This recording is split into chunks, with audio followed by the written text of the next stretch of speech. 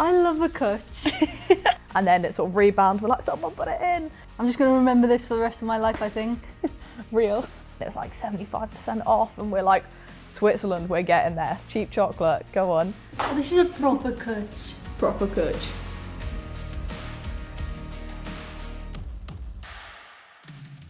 How are you feeling?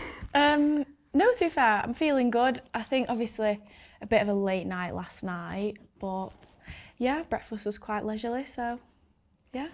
Yeah, feeling all good, feeling happy. Nice to be at the Cwtsh as well, and it's cosy, so I'm feeling good. Yeah, good. I think surprisingly more energy than I thought, considering it's a bit of a late one last night. But yeah, managed to get some good sleep in and nice early morning. Didn't really adjust to getting a lie-in, but feeling good this morning. I thought the game was pretty wicked to see, like amazing atmosphere and stuff like that. Like the Red Bull is just so amazing, and I think when you're actually there in person, you can like feel like the buzz off it. So it's a great atmosphere, and then just shame about the result really, but I thought the girls put in a really big shift. So the atmosphere was insane. Red Bull class as always. Looking across, seeing them bringing the noise, and I think the girls put in an absolute shift. Played really well. Just obviously a bit unfortunate about the result, but I think played out of their skins at times. I just think like when you look over and it's just the red wall is just insane compared to the Netherlands fans and obviously the French. Like it just shows, and obviously, like I think when Sophie Ingle obviously came on, like the roar was unreal. Like, it was so loud. That was cool. Yeah. Yeah, it was class. I think it's literally witnessing some history there. I think we saw them break down the left and we were getting some good chances, and we all sort of like stood up and was like looking down, and we see Kerry in and we're like, oh, go on, get her, go on. And then it sort of rebounds, we're like, someone put it in. And then of course it had to be Jess, and yeah, she slots it in, and then we're sort of all hugging, celebrating. Then we look and we see the liner with the flag, and we're just, oh God, please, like all of us doing like this. And luckily the ref does the same, points to the spot, and yeah, goal for Cymru. Yeah, it was just crazy. I think the crowd erupted. I think they really made it feel like it was a home game for us, which is just so special when you're in a different country. Obviously there was like VAR and stuff like that, wasn't there? Kind of ruined the moment. Yeah, we was like, oh my gosh. And then when it was going to VAR, I thought, yeah, it's going to be a goal. You could see like the replays on the big screen. And then as soon as like the ref gave it, I think did you see O's like celebrate before everyone else? No, I didn't see that. He was like, yes. So that's the first like celebration I heard, and then the whole stadium just erupted. It was mad. We was jumping up and down, hugging each other. So yeah, it was cool. I think everyone's obviously got a massive focus for the games and for the results we want to get out of it, but also taking the time to sit back and appreciate what we've done and what we're doing. But yeah, it's just class. And then seeing the effect it has on all the fans coming out and sort of seeing them in during the game and after the game, it's special. It's really special. I think it's just unreal, but then it also feels like it's just quite a chill vibe, obviously, at our base camp, which is really nice. And I feel like when we go home, it'll kind of sink in what we've done, but like while we're here, it's just quite chill and positive, so it is nice to be around. Yeah, I'm loving it. It's like enjoying every second, being around the environment, and like it's just amazing, really. It's just class. I'm just going to remember this for the rest of my life, I think. Real. Yeah, I think everyone's taking it a bit easier today. I think most squads back doing some recovery right now, so probably having a great time messing about in the pool, and got good facilities back at base camp. So I think, yeah, getting our bodies in the right place to go again for the next few days. I think for today everyone's having a little bit of downtime, seeing their families and stuff. I think we'll probably review the game later on. But for today, everyone's just having a little chill, a little bit of downtime. Last night was a late one, but I think what we're doing, we're going for a little bike ride. Yeah, we're going to go see a chocolate factory, we are. Some of the girls went the other day and they were like, oh yeah, and it was like 75% off. And we're like, Switzerland, we're getting there. Cheap chocolate, go on. Yeah, it'll be nice to take the bikes out and have a little wander and explore as well, because it's just a beautiful part of the country and beautiful part of the world. So it's nice to see it, and then obviously get some chocolate at the same time. It's not too bad. The way that you've just shown up to the Netherlands and the France game has just been unreal. I think it's actually it's been crazy.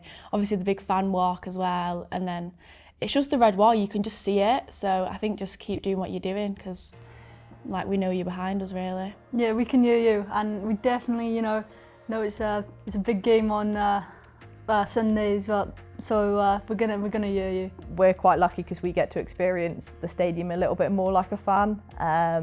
So we're sort of in and amongst it, and just seeing the passion and the pride that you guys bring to games and the support no matter what. I think it's bringing a bit of home to Switzerland, and just keep doing what you're doing because you've been incredible, best fans in the tournament, no doubt about it.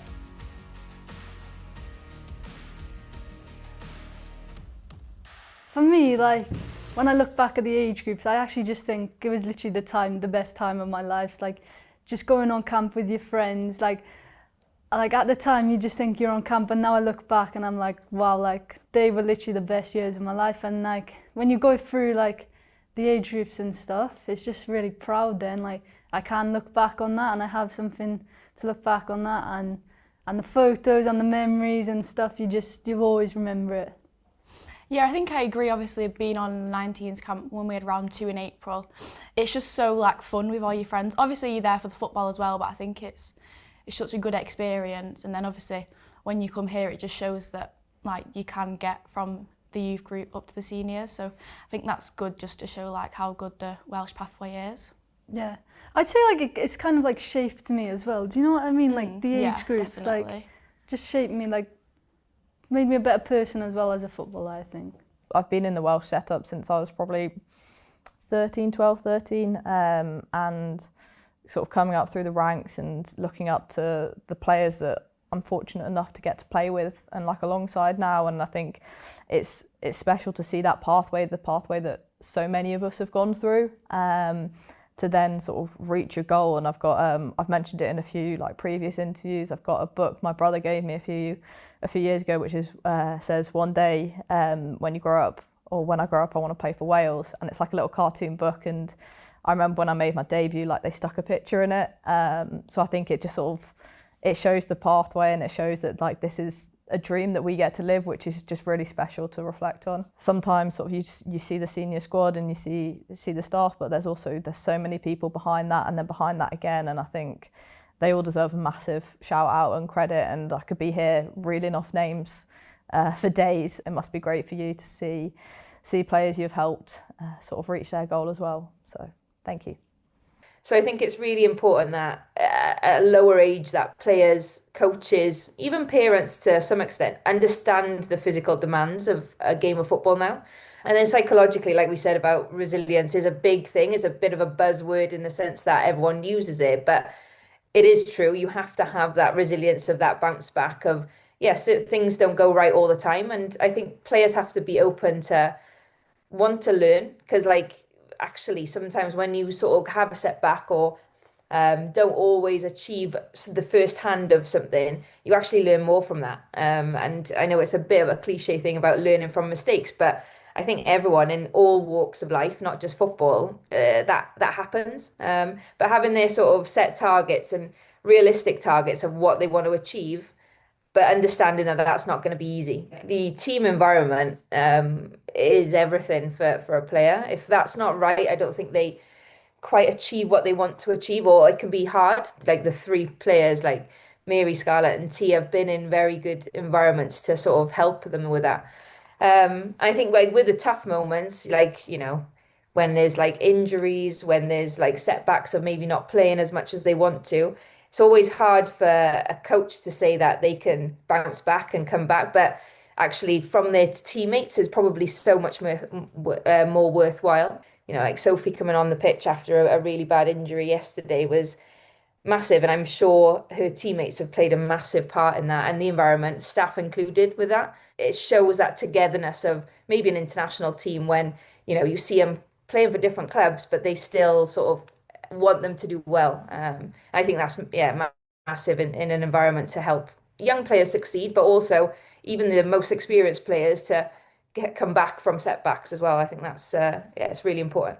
Rian is so open to give opportunities to young players, and at the right time as well. I think that's the important thing. And yeah, it's just so nice to have that opportunity as a youth coach to sort of be able to not tell players, but like have that sort of thought that opportunities will come if they continue to work hard.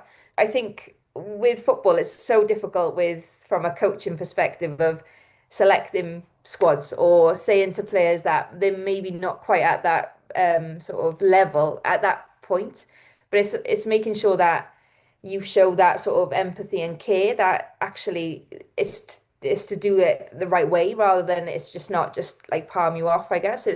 We're doing it for the right reasons, and is how can we instill that resilience in players to be like, okay, it's not quite right now, but what can I do to make it better? And I think instilling things in players like asking questions, wanting to learn, develop their like overall like intelligence of the game is important. So there's a massive opportunity now in the female game with loads more opportunities than there used to be, and a lot of young players now probably don't see what challenges were like even 10 years ago, you know. I think it's making them not aware of it, but like if they've got an opportunity to take it with both hands and try every opportunity that's given to them, because that'll teach them a lot of things.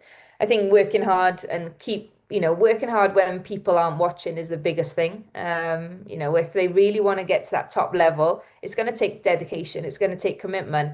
And when people aren't watching is where you probably have the biggest gains.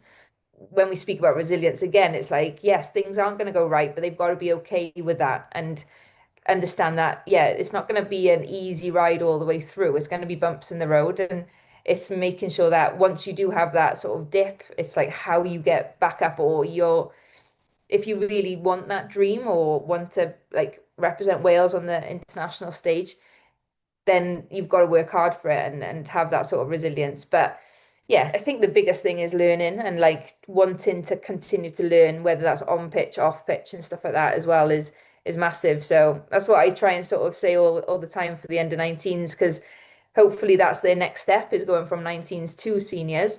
Doesn't happen for everyone, but if you are sort of willing to work hard to sort of show what you've got, I think that can sort of open many doors. But having a Welsh support around you is massive, and when it's needed. And I think in the Euros, I think the supporters have massively shown that sort of Cwtsh from a stadium perspective as well, you know. But yeah, I think it's a supporting sort of hug for everyone else, but it's Cwtsh for everyone in Wales. I love a Cwtsh. Doesn't you love a Cwtsh? Yeah, it's just a nice word, isn't it? Everyone loves a Cwtsh, don't they? It's like it's a big cuddle, and I think it's a sense of like family, safety, and it's warm, and it's a feeling rather than anything else. Yeah, it's like, to me, I think a Cwtsh just means like family. Do you know what I mean? Like it's just cozy, somewhere safe, and everyone loves a Cwtsh, don't they? Yeah. There we go.